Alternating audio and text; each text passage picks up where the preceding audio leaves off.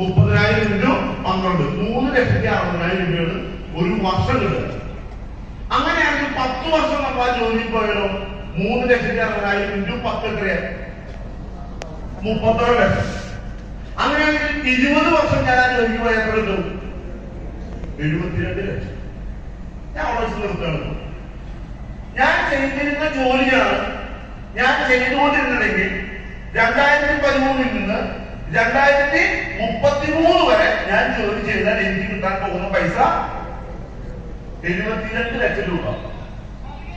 ഞാൻ നിങ്ങളോട് നേരത്തെ പറഞ്ഞ ഒരു റാങ്ക് WTC ഇന്ന് ഇവിടെ പറഞ്ഞ ബിസിനസ് പ്ലാൻ വെച്ച് 35 കോടി ബിസിനസ് വോളിയം മാച്ച് ചെയ്യുമ്പോൾ അതിന്റെ 12% എത്രയാണ്? അറിയോ? 1 കോടി വോളിയം മാച്ച് ചെയ്ത് എത്രയാണ്? 1 കോടി വോളിയം മാച്ച് ചെയ്ത് എത്രയാണ്? 12%.